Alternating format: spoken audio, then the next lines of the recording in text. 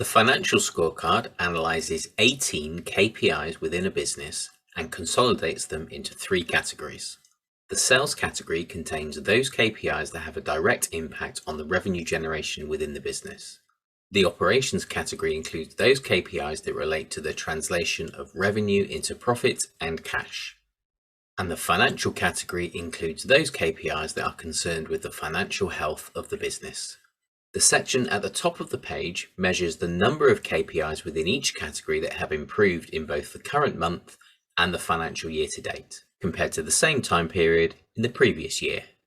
The section below then analyzes each of the individual KPIs within each category and presents the performance in the current month and financial year to date.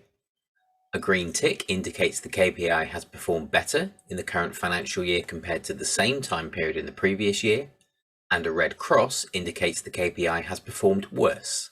Revenue generated consolidates all entries in a specific time period against all revenue nominals. Invoices raised count all invoices raised in a specific time period. Average invoice value is total revenue divided by the count of total invoices raised in the time period. Unique customers acquired measures the number of unique customer purchases in the financial year. A customer is counted as a unique customer in the month during which they make their first purchase.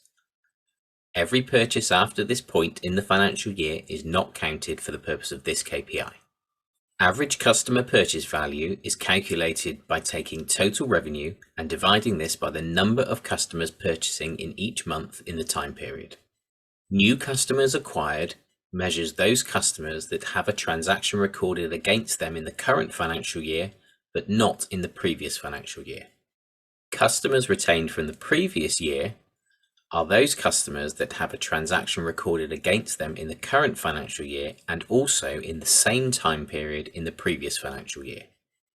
If the customer with the highest revenue attributed to them is worth more than 80% of total revenue, the following KPIs will be excluded from the analysis. Gross margin percent of revenue, overheads percent of revenue, and net profit percent of revenue all measure the individual KPI's performance in relation to the amount of revenue generated. Months generating a profit measures those months where the net profit was greater than 0. Average debtor days and average creditor days for the last 12 months are measured in the current month compared to the same month in the previous financial year.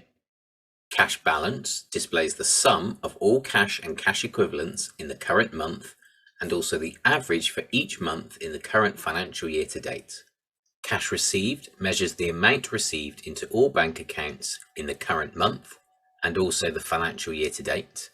And cash paid out measures the amount of cash paid out of these accounts over the same time period.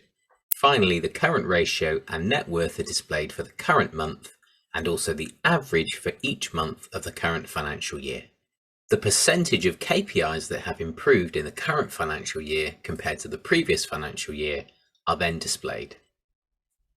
This number relates to the current financial year to date, with the section at the bottom of the page summarizing this performance.